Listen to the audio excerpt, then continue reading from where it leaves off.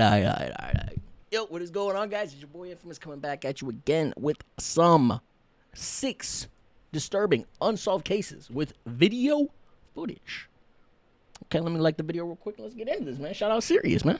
On the 11th of May 2011, 6-year-old Timothy Pitson left his school in Aurora, Illinois with his mother, Amy. Amy had shown up at the school unexpectedly, telling the staff that there was a family emergency. Timothy's teachers were caught off guard as something seemed to be severely off with Amy, but they let Timothy go with his mother, figuring everything was going to be okay. These are some of the most disturbing unsolved cases with video footage.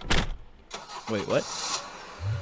As they drove away from the school, Timothy was excited. He loved spending time with his mother, and they were heading out on what seemed like a special adventure. Amy took him to a zoo, then a water park. It felt like a mini holiday and a chance to have some fun together, just the two of them. They checked into hotels along the way, and at each stop, Amy made sure they had fun. Still, to Timothy, it was probably just an exciting trip with his mom. But there were signs that things weren't as simple as they seemed. Amy wasn't just taking bro. I was like, damn, she's setting up for something, bro. This is not happiest Reddit cases or solved cases. God damn, I don't even know what the fuck I'm watching. This is not that. Okay, this is not that. Whatever that is, this is 6 most disturbing cases. She was avoiding contact with Timothy's dad and other family members. She would call them every now and again, always sounding upbeat, but she never let Timothy talk to anyone. She'd say, "He's fine. He's having fun," but never gave him the phone. Other family members. She would call them every now and again, always sounding upbeat, but she never let Timothy talk to anyone. She'd say, "He's fine, he's having fun," but never gave him the phone. When she called her husband, she told him not to worry and that they were fine, in a very cheerful tone. But still, the phone calls left the family uneasy. Why wouldn't she let Timothy speak? The two kept moving from place to place. They stayed in a couple different hotels, moving further and further away from home. Amy was seen on hotel security cameras, and people who saw them said that Timothy looked happy, completely unaware that anything was about to happen. At one point, Amy visited a hardware store where she bought a few items that didn't seem to fit with a road trip. She purchased small things like a notebook and a pen, things that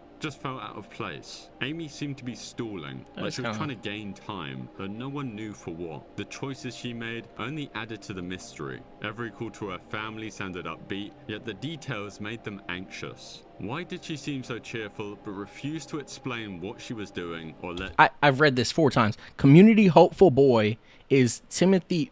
What does that mean? Timothy talk. I'm stupid. Amy also checked into a hotel without Timothy for one night, a strange move that raised even more questions. Why would she go to a hotel by herself when Timothy was still with her? And where did she leave the 6-year-old? These unexplained decisions kept building up, leaving her family... Wait, she left him somewhere? Why would she go to explain what she was doing or let Timothy talk? Amy also checked into a hotel without Timothy for one night, a strange move that raised even more questions. Why would she go to a hotel by herself when Timothy was still with her? And where did she leave the 6-year-old? These unexplained decisions kept building up, leaving her family more worried with each passing day. When Amy made her last call to her mother-in-law, she sounded calm. She told her that everything was going smoothly and she shouldn't worry about anything. But this time, her mother-in-law pressed her. Hold on. I know we talking about something serious right now, but y'all see the drill? Yo. She can't see the haters. Told her that everything was going smoothly and she shouldn't worry about anything. Oh shit, but this time, her mother-in-law pressed her, asking directly to speak with Timothy. Though once again, Amy refused. This time, her excuse was simple. He's busy playing. Her voice was lighthearted, but there was something strange about her tone, as if she was masking something deeper. On the 14th of May 2011, Amy checked into a motel in Rockford, Illinois. $29.99. She and Timothy had been on the road for 3 days. That evening, Amy was spotted on security cameras one last time, and she entered her room alone. Timothy was nowhere to be seen. The next day, motel staff found Amy dead in her room, as she had ended her own life. It was a devastating discovery. Oh, that was his name. Okay, Timothy. Okay, so hopeful. I guess they were saying they hope.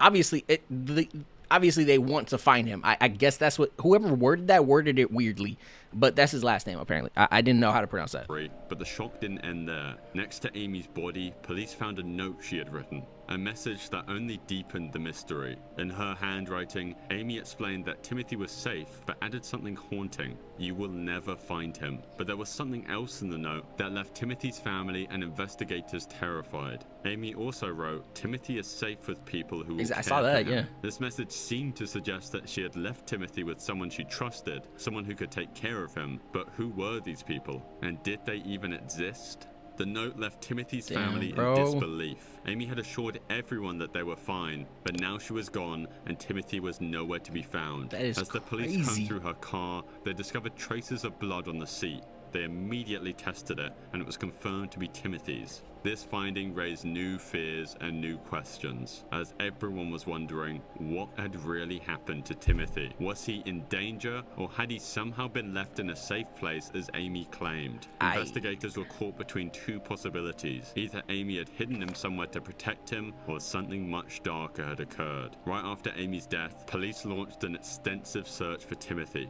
They retraced every step of her journey, hoping to uncover any clue that might lead them to him. Authorities examined maps, reviewed Amy's GPS records, and revisited every hotel and location she and Timothy had visited during those final days together. And they pored over surveillance footage, hoping to spot a moment, a clue, anything that could reveal where Amy had taken Timothy. As the search continued, hold on, did she let her child just crawl around on the hotel lobby floor?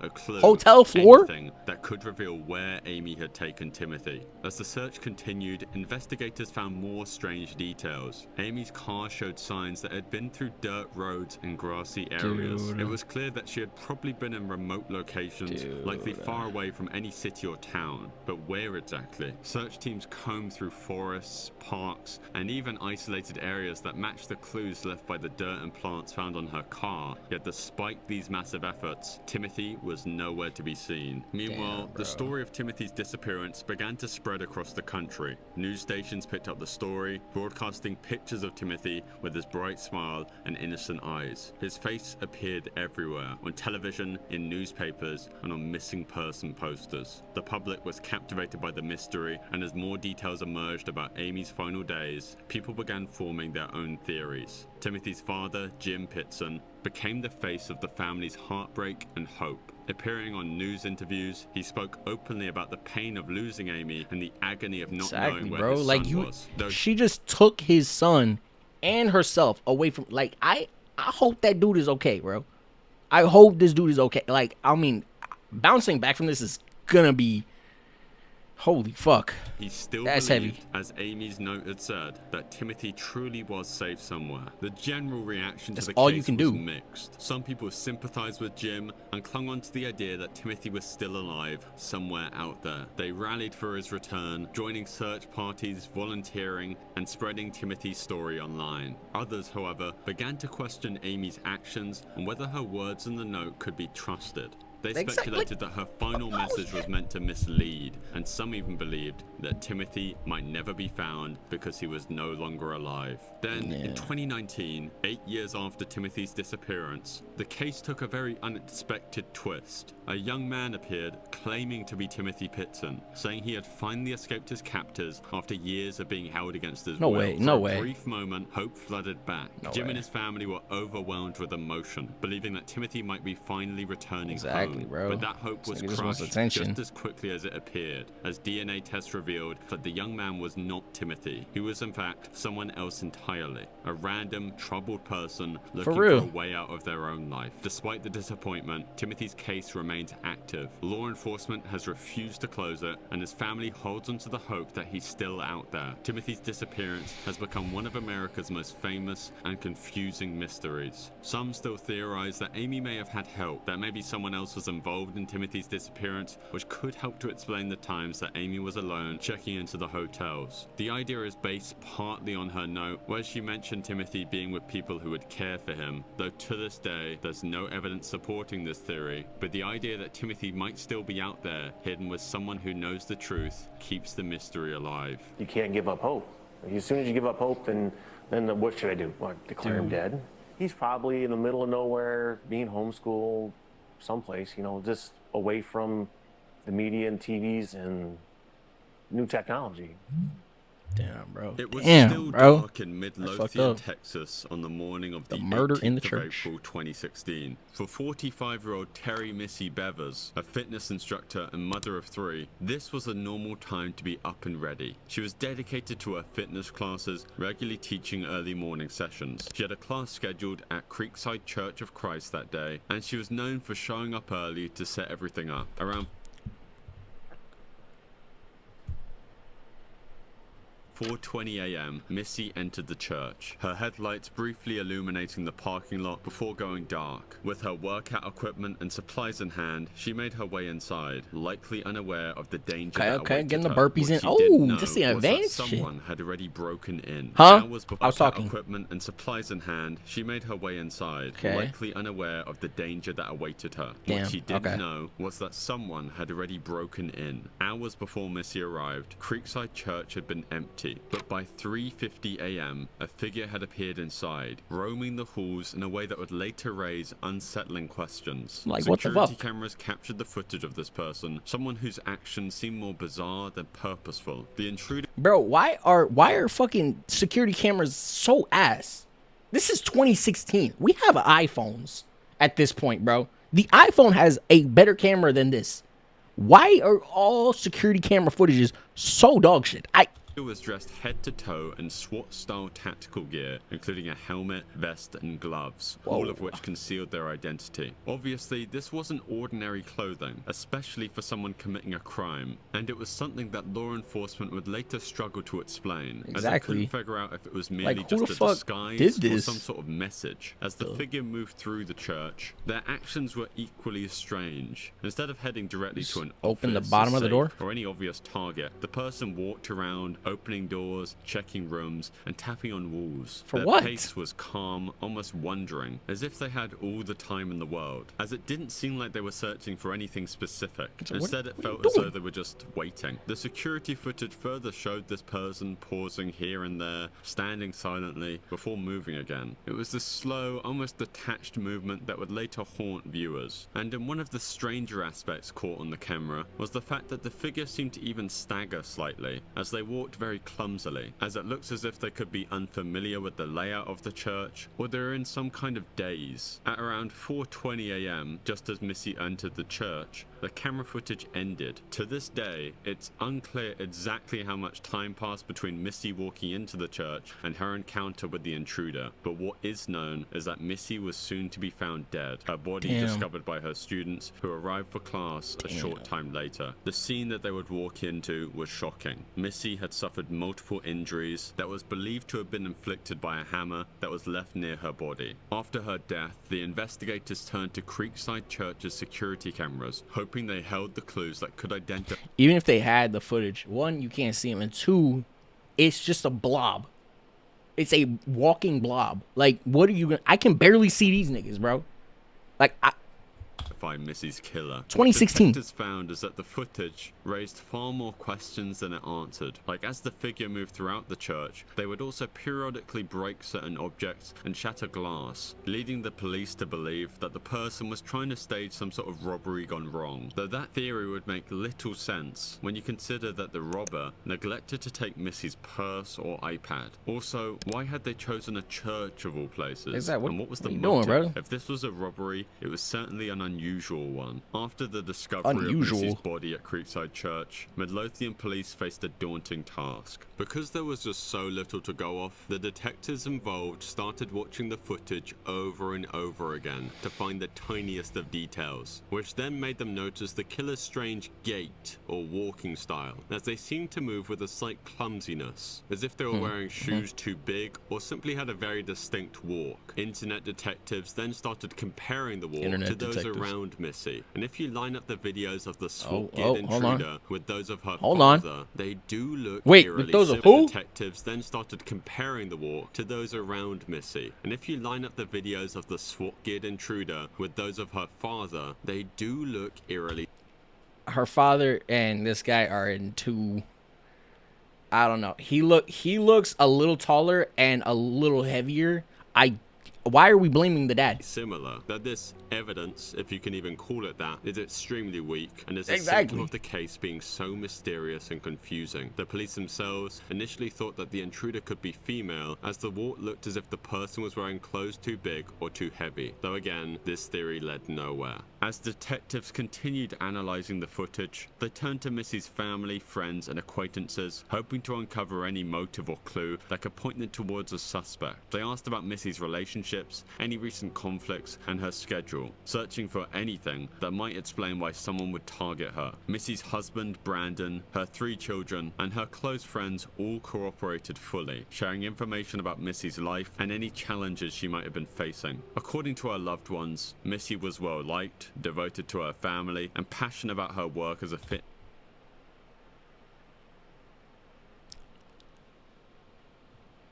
You're not smiling at all. I don't. This instructor. Strange. However, some friends mentioned that Missy had recently not expressed happy we were concerns playing, bro? about strange social media message she had received. These messages on LinkedIn reportedly came LinkedIn. from an unknown male and were described as creepy and strange. The police would track down this person of interest, though it ultimately turned out to be a dead end. Damn. Detectives Just a documented weirdo. everything they had learned, yet no single piece of information pointed directly towards a clear suspect. To this day, Terry Missy Bever's case has gone completely unsolved. Damn. Alyssa Turney was a typical 17-year-old Vice. high school junior living in Phoenix, Arizona, with her father, Michael Turney, and half-sister Sarah. Like most teenagers, she had a part-time job, friends, and dreams for the future. But on the 17th of May 2001, everything changed. That was the day Alyssa vanished. This can't be. without a This cannot be. Where is it? Where is it? Quality. trace, and the mystery of her disappearance would leave her family and community searching for answers for years to come. It was the last day of school, and Alyssa was looking forward to summer break. She and her friends had made plans to celebrate, and it seemed like a typical start to what should have been a carefree summer. But what happened that afternoon has been clouded by strange details, some coming from her father Michael himself, who was the last person to ever see her. According to Michael, he picked up Alyssa from Paradise Valley High School around lunchtime. He claimed that they went out for a bite to eat at a local restaurant, and then, once they returned home, they had a heated argument. Michael would later tell the police that Alyssa stormed off, shouting that she was leaving and heading to California to live with her biological aunt. To back this story, Michael claimed he found a note from Alyssa in her room, saying basically exactly what she was saying in the argument, that she was running away. The note, written in Alyssa's handwriting, didn't sit right with Alyssa's friends. Okay, he didn't read it. I'll read it. None of her. I'll read it. Y'all probably paused it, but I didn't. Okay, so Dad plus Sarah. When you dropped me off at school today, I decided that I really am going to California. Sarah said you didn't want me around. Look, you got it. I'm gone. That's why I saved my money, Dad. I took $300 from you. Damn. She was saying in the argument that she was running away. The note, written in Alyssa's handwriting, didn't sit right with Alyssa's friends and family. For one, none of her belongings, like her phone or purse, were missing. If Alyssa truly intended to run away, why would she leave behind everything she'd need? And why didn't she tell any of her close friends about her plans? Initially, authorities treated Alyssa as a runaway, believing that she might have truly gone to California or was still somewhere nearby in the Phoenix area. However, doubt started to arise when the $1,800 in her bank account was left completely untouched, and she failed to contact any of her friends and family. As police started to investigate further, they discovered something odd. Michael had been tracking Alyssa's movements in ways that went beyond what many see as protective. In fact, he seemed to have an unusual level of control over her life. At her job, Alyssa's I was gonna say that them having one argument is gonna blow her out of the fucking house, bro. You know what I'm saying? Like them having one argument, like I feel like that she's gonna storm off to her room. I hate you, Dad. You know what I'm saying? Like, but to scream, I'm moving out, I'm leaving after one argument. I don't know what they argued about, but like, damn, if it was that fucking serious, dude, like, I don't know. This shit, it's been going on for a while. Something's been going on for a while, and that's something we don't know. He's not saying something. Because noticed Michael would occasionally appear unannounced, sometimes with a video camera. In one instance, he secretly recorded his daughter's interactions with customers, co-workers, and friends, claiming it was to ensure her safety. But there was no clear reason why he would have to monitor her like this. These recordings weren't limited to her workplace either. Michael had even installed surveillance devices around their home, and one of the most disturbing details was the discovery of hidden recording devices in the family's living room. It's unknown how often Michael reviewed these recordings, but it was clear he had an intense need to keep tabs on Alyssa's actions and conversations. This kind of behavior extended into nearly every aspect of Alyssa's life. Michael kept strict control over her social life, reportedly screening her phone calls and limiting her time with friends. Alyssa's friends record that Michael seemed overly protective and suspicious, making her feel uncomfortable and trapped. I don't know, bro. Strict parents make sneaky kids. I didn't hear any of this. Time with friends. Alyssa's friends record that Michael seemed overly protective and suspicious, making her feel uncomfortable and trapped. They reported that Alyssa felt she couldn't do anything without her father knowing, and over time, she grew increasingly resentful of his intense surveillance. For any teenager, this level of control would have felt suffocating. Though it gets much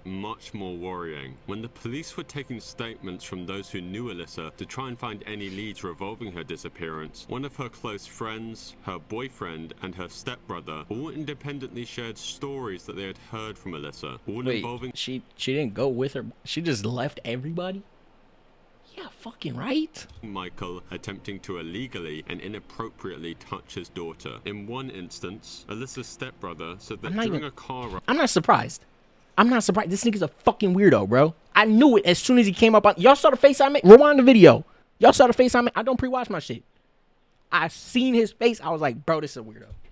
Michael scooted closer to Alyssa and then tried to touch her in ways that would certainly get him arrested if anyone had reported it. Speaking of which, Michael himself once called Child Protective Services to warn them that if Alyssa was to ever call them to accuse him of touching her strangely, that she's a liar. A very normal thing. See, if I gotten that phone call, I'm sending SWAT to your home. I'm sending somebody to your home to like remove the child from your, like, there's no way you're gonna call somebody and be like, hey, if this person says I'm fucking, bro, what?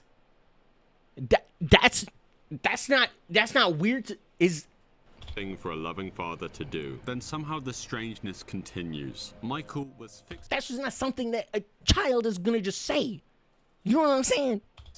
On a very particular incident involving Alyssa. He frequently brought up the claim that years prior, Alyssa had been assaulted by a teacher. Michael often told people he believed this incident deeply affected her, yet there was no concrete evidence of it ever happening. Interestingly, Michael's account of the incident would often shift, making it hard for investigators to verify. Alyssa's close friends noted that she had never mentioned this supposed assault, and many doubted it ever happened. Michael, however... I mean, in that case, a lot of those types of cases, especially when you're little, they don't come out. You know what I mean? So it's just, I'm not surprised that she didn't say it. Justification for his extreme protectiveness, insisting that he was simply trying to shield Alyssa from further harm. Then there was the matter of Alyssa's aunt. When the police followed up, they learned that Alyssa's aunt in California hadn't heard from her and wasn't expecting her to come. This detail obviously threw more doubt on Michael's story. If Alyssa had indeed intended to run away, why hadn't she contacted the aunt that she was supposedly going to stay with? To the police, Alyssa's disappearance started looking less like a runaway case and more like a mystery. But without clear evidence of any sort of crime taking place, the case stalled. One of the most unsettling details about Alyssa's case is that her disappearance was marked by a quiet inaction from Michael. When was this footage taken, bro? Why am I looking at like laggy ass Skype footage, bro? Himself. Normally, parents of missing children are frantic, calling every friend and visiting every place they can think of to find their child. But Michael didn't seem to do any of that. Instead, he waited 5 days after Alyssa vanished to report her missing. For many, this delayed response obviously... I'm not gonna, like, 48 hours. They're not gonna look for anybody unless it's been 48 hours. So raised suspicion. But When 5 asked days? why he waited, Michael claimed that he thought Alyssa 5? would return home once she had cooled off, insisting that she was just a rebellious teen who had run away in the heat of the moment. After years of frustration, doubt, and silence, one voice would rise above the uncertainty surrounding Alyssa Turney's disappearance: her younger sister, Sarah. Driven by a desire to know what really happened, Sarah Turney became the leading force behind Alyssa's case, refusing to let her sister's story fade. For years, she struggled to understand what had happened and to reconcile the loss of her sister with the vague and suspicious stories told by her stepdad, Michael. As Sarah grew older, her curiosity deepened. She began questioning the details surrounding Alyssa's disappearance and eventually recognized the inconsistencies in the story that Michael had shared with her over the years. While police had long classified Alyssa's case as a runaway situation, Sarah began to suspect that it was something far more sinister. I told you, bro. Sarah tried addressing her concerns within her family. She asked Michael directly about what had happened and pushed for answers. Michael insisted that Alyssa had simply left, that she had run away and wanted nothing to do with them anymore. Yet Sarah couldn't shake the feeling that there was something more to the story and that her stepdad might be hiding something crucial. Sarah also reached out to law enforcement, hoping they could reopen the case, but with no new evidence and Alyssa's status officially labeled as a runaway, the police weren't able to provide much assistance. Bro. Despite these roadblocks, Sarah continued her quest, refusing to accept that her sister's case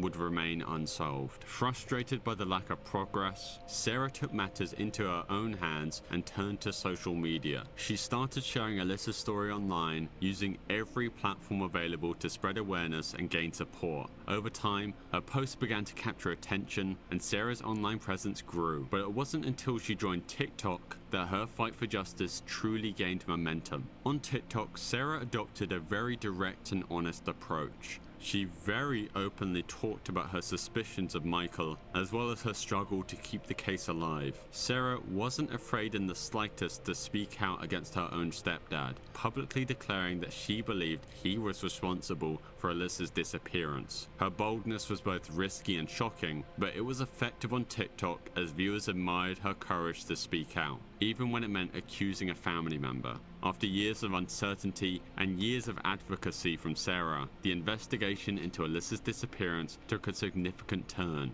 In August 2020, nearly 2 decades after Alyssa was last seen, police arrested her stepfather, Michael Turney, charging him with second-degree murder. Investigators pieced together patterns of Michael's controlling behavior, leading to the decision to formally reopen the case and charge him. The second-degree murder charge against Michael Turney indicated that the authorities believed he had killed Alyssa without premeditation. However, the lack of any direct physical evidence linking Michael to Alyssa's disappearance posed a significant challenge for the prosecution. Despite these hurdles, Sarah and her supporters remained hopeful that the circumstantial evidence and Michael's own actions would lead to a conviction. In July 2023, Michael Turney's trial commenced. After 6 days of testimony, the defense filed a motion for an acquittal, arguing that the prosecution had not presented substantial evidence to support a conviction. The judge agreed, citing the absence of physical evidence proving Alyssa's death or Michael's involvement,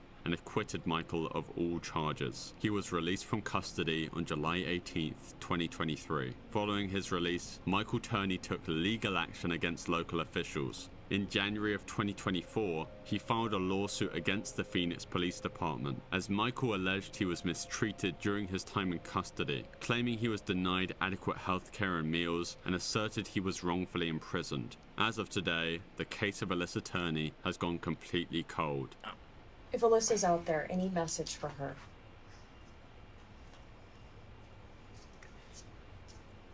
Same message I've always tried to give it. Which is, I love her. you want her to come home. Obviously so. The holiday of Okay, I'm gonna end it here. It's a 20-minute video, and it's been a long one, bro. But yeah, I'm gonna end it here. Let me know if you guys want me to pick it back up. I may or may not. You know what I'm saying? But yeah, this next one looks a little interesting though. But I'm going to end it here. Hopefully you guys enjoyed the video. If you did, leave a like. If you didn't, still leave a like. It's been your boy Infamous. Peace. Bye.